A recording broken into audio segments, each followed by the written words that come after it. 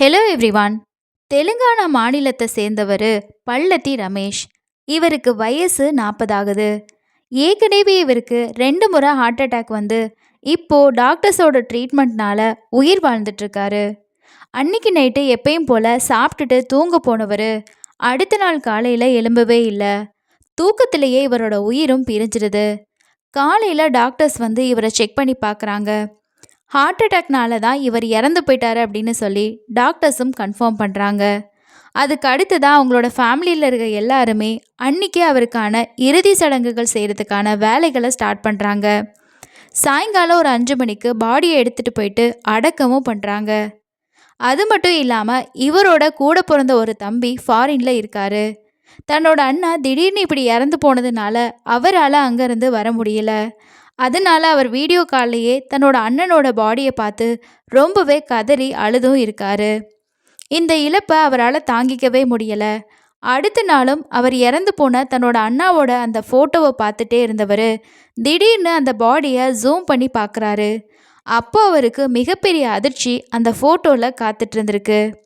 இந்த இறப்பில் ஏதோ ஒரு மர்மம் இருக்குது அப்படிங்கிறத கண்டுபிடிச்சதுக்கு அப்புறமா போலீஸ் ஸ்டேஷனுக்கு இது பற்றி தகவலும் கொடுக்குறாரு. இந்த ரமேஷோட தம்பி கொடுத்த புகாரின் அடிப்படையில் போலீஸ் திரும்பவும் வந்து புதைக்கப்பட்ட அந்த பாடியை எடுத்துகிட்டு போயிட்டு போஸ்ட்மார்ட்டம் பண்ணும்போது அதிர்ச்சியான விஷயங்களை கண்டுபிடிக்கிறாங்க. இதுக்குள்ள அவ்வளோ மர்மமான விஷயங்கள், பல முடிச்சுகள் காத்துட்ருக்கு.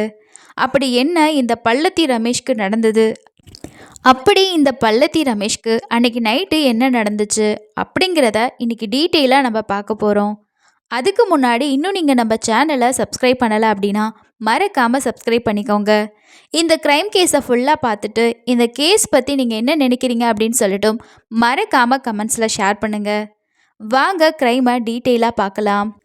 தெலுங்கானா மாநிலத்தில் இருக்க நிஜாமாபாத் டிஸ்ட்ரிக்டில் மங்களூர் பகுதியில் போர்க்கம் அப்படின்னு சொல்லிட்டு ஒரு கிராமம் இருக்குது. இந்த கிராமத்தை சேர்ந்தவர் தான் 40 வயசாகக்கூடிய பல்லத்தி ரமேஷ். இவருக்கு 35 வயசாகக்கூடிய சௌமியா அப்படிங்கிற மனைவி இருக்காங்க.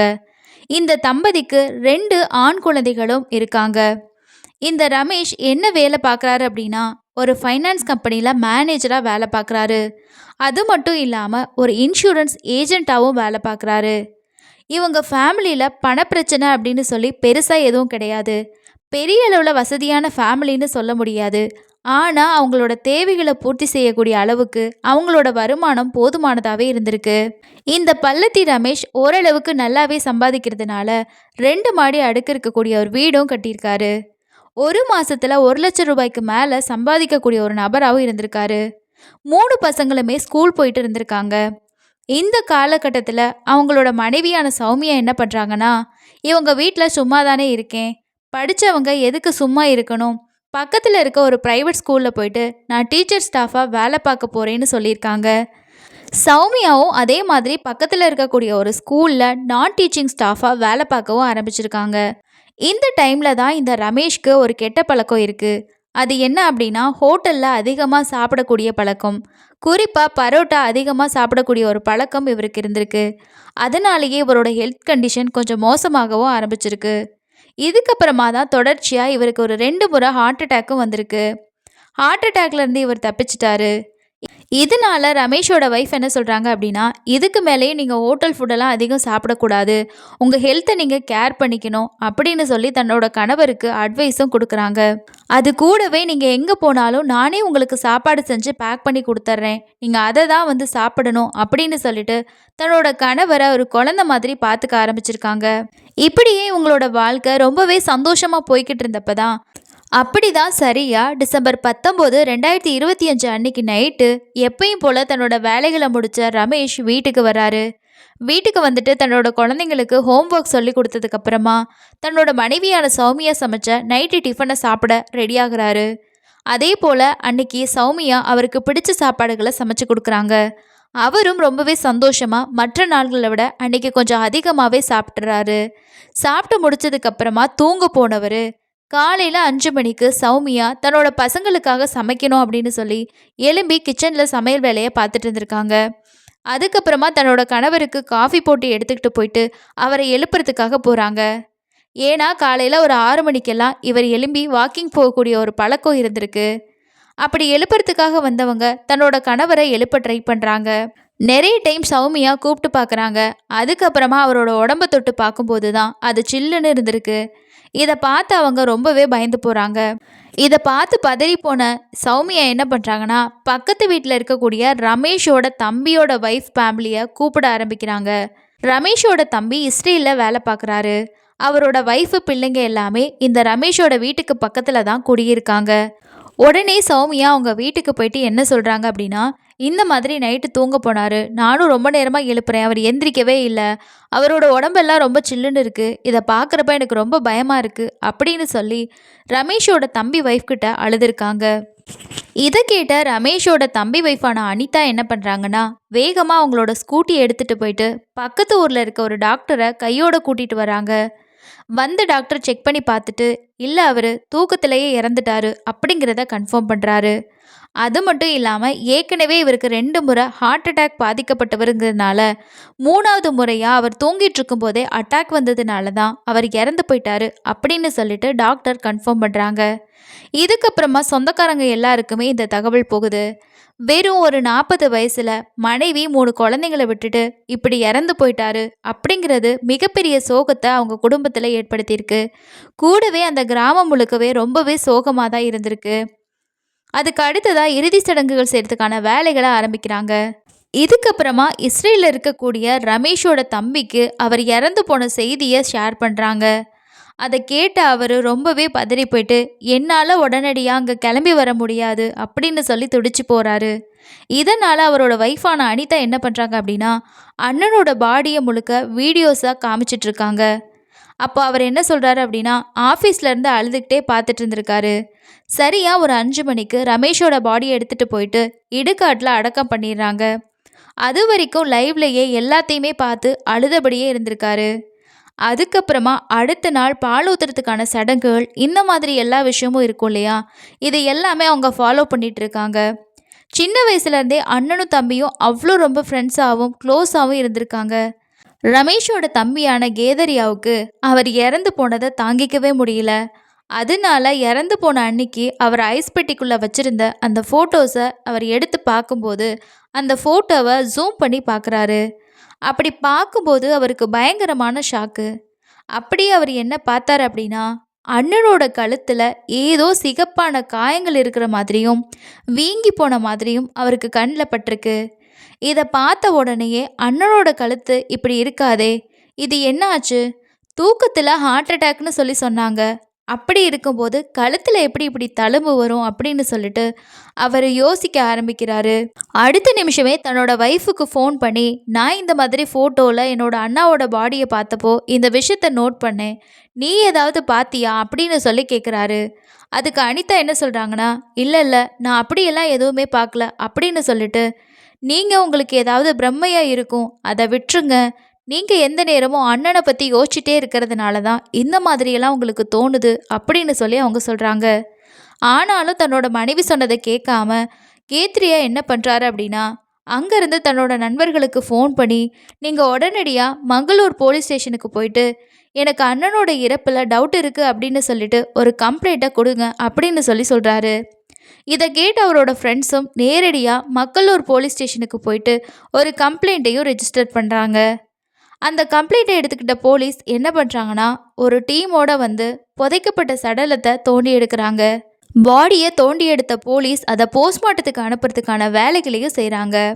இது ஒரு பக்கம் நடந்துட்டு இருக்கும்போது, இப்படி புதைக்கப்பட்ட பாடியை போலீஸ் தோண்டி எடுத்துட்ருக்காங்க அப்படின்னு சொல்லிட்டு ரமேஷோட மனைவியான சௌமியாவுக்கு இந்த விஷயம் தெரிய வருது. அவங்க இதை கேள்விப்பட்டதுமே உடனடியாக இடுகாட்டுக்கு வந்து போலீஸ்கிட்ட பயங்கரமாக சண்டை போடுறாங்க.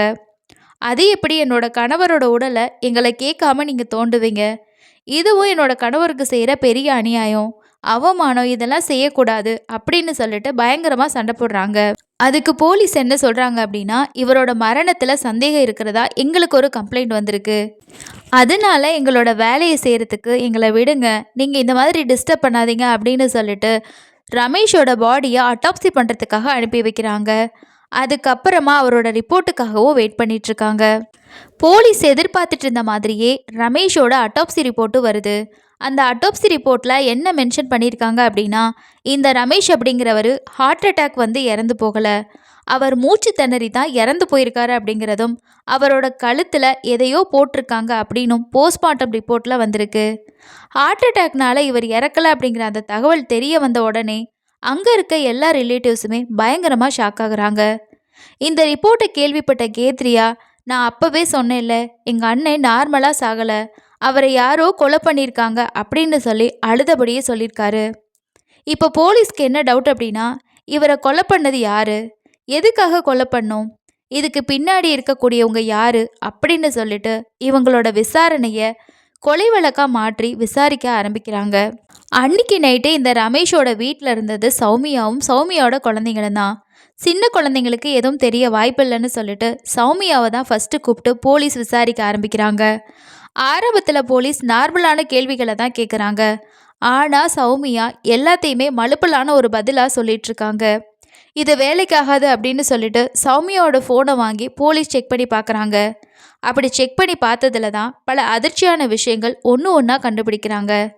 என்ன அப்படின்னா, தன்னோட கணவர் இறந்து போன அந்த நைட்டில் விடிய காலையில் 4 மணி வரைக்கும் யாரோ ஒரு நபர் கூட இவங்க மொபைலில் பேசிகிட்டு இருந்திருக்காங்க அப்படிங்கிற விஷயம் அந்த ஃபோனை வாங்கி போலீஸ் பார்த்ததுல தெரிய வந்திருக்கு. அது மட்டும் இல்லாமல் இந்த வீட்டில் சிசிடிவி கேமராவும் வச்சுருக்காங்க. அந்த கேமராவோட ஃபுட்டேஜை கொடுங்க அப்படின்னு சொன்னால், இல்லை நேற்று நைட்டு 10 மணிலேருந்து இது ஆஃப் ஆயிடுச்சு அப்படின்னு சொல்லியிருக்காங்க.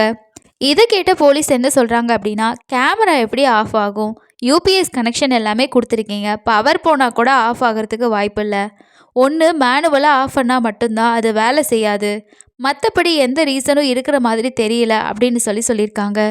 அது கூடவே எதுக்காக நீங்கள் சிசிடிவி கேமராவை ஆஃப் பண்ணீங்க அப்படின்னு சொல்லிட்டும் கேள்வி கேட்கும்போது, இவங்க கேட்ட ஒரு கேள்விக்கு கூட அந்த சௌமியா சரியான பதிலை சொல்லவே இல்லை. இப்போ திருன்னு முழிக்க ஆரம்பிச்சிருக்காங்க. இதுக்கப்புறமாவும் உண்மையை மறைக்க முடியாதுன்னு சொல்லிட்டு தன்னோட வாழ்க்கையில் நடந்த எல்லா விஷயங்களையுமே இந்த சௌமியா போலீஸ்கிட்ட கடகடன்னு சொல்ல ஆரம்பிக்கிறாங்க.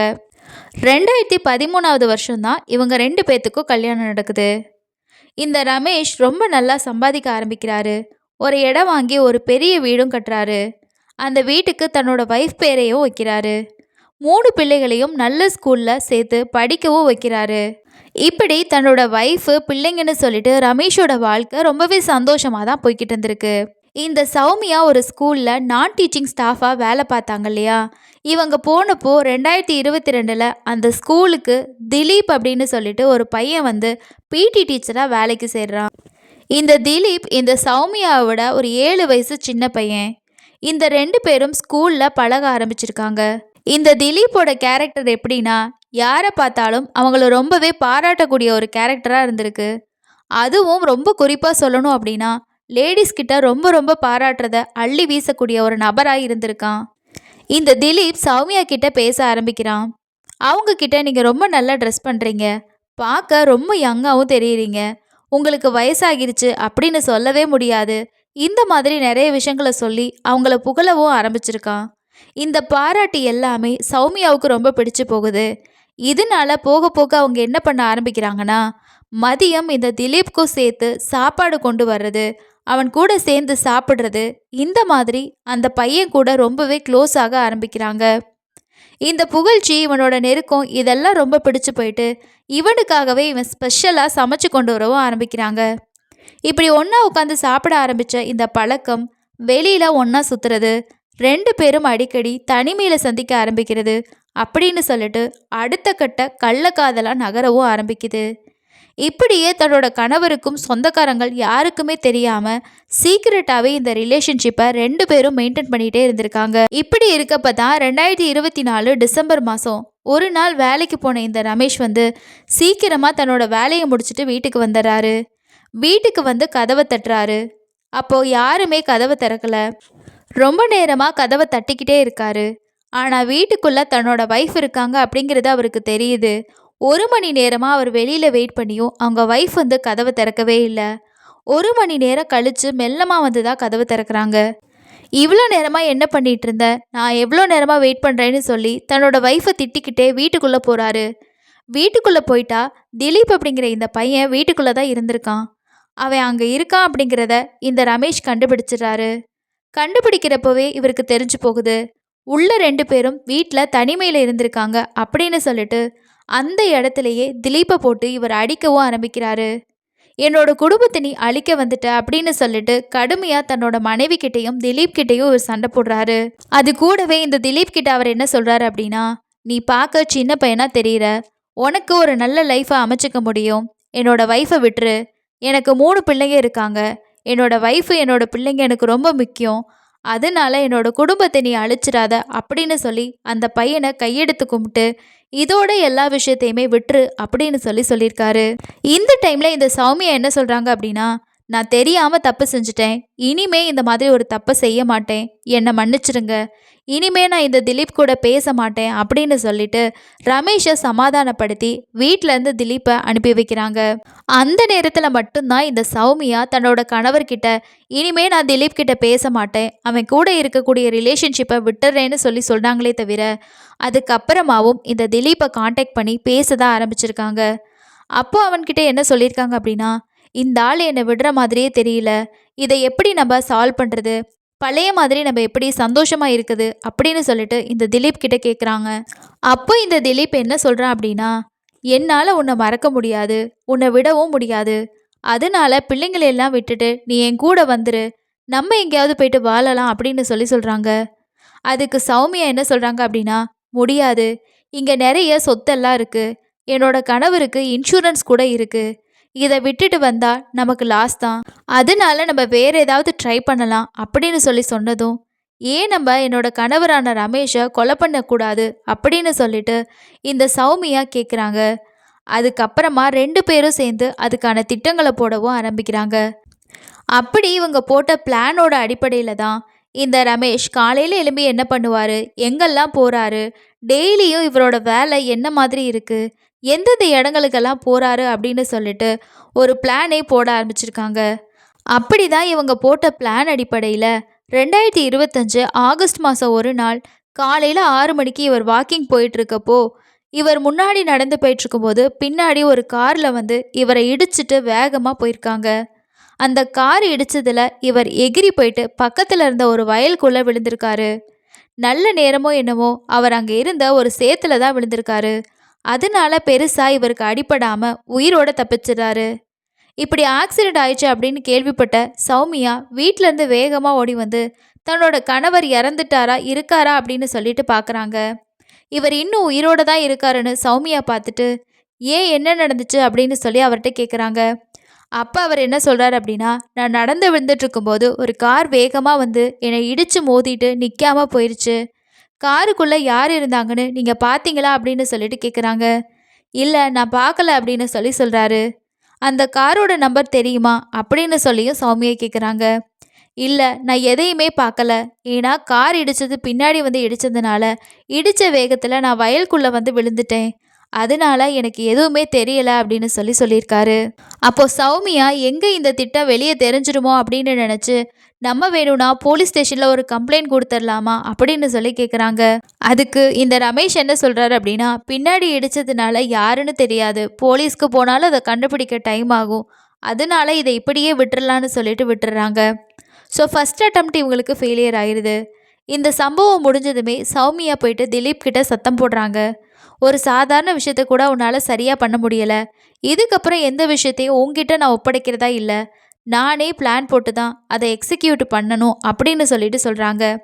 இவங்க போட்டிருந்த நகை எல்லாத்தையுமே அடகு வச்சு ஒரு 4 லட்சம் ரூபாய் பணத்தை திலீப் கிட்ட கொடுத்து கூலிப்படைக்கிட்ட கொடுத்து இந்த மாதிரி கொலை பண்ணணும் அப்படின்னு சொல்லிட்டு ஆளை ரெடி பண்ணு அப்படின்னு சொல்கிறாங்க.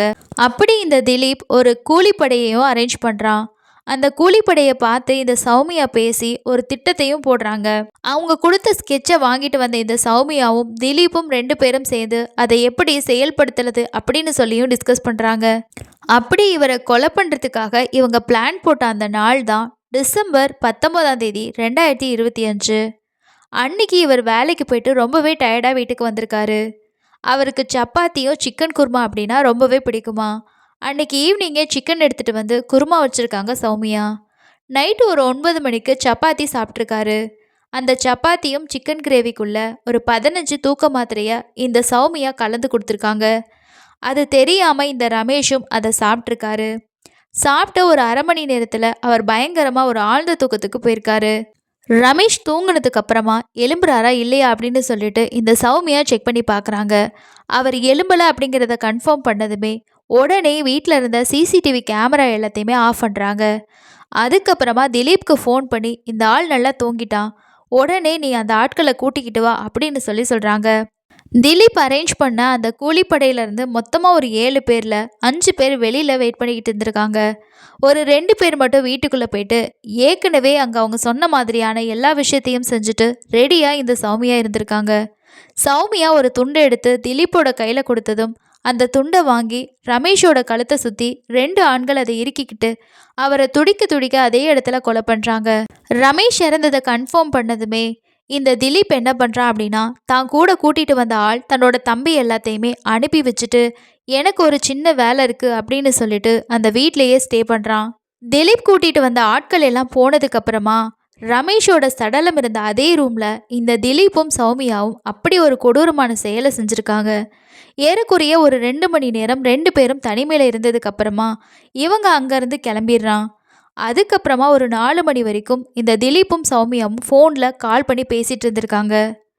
நாளைக்கு என்ன பண்ணணும், நீ எப்படியெல்லாம் ட்ராமா க்ரியேட் பண்ணணும் அப்படின்னு சொல்லிட்டு இந்த சௌமியாவோட சந்தேகத்தெல்லாம் இந்த திலீப் தான் கிளியர் பண்ணிட்டு இருந்திருக்கான்.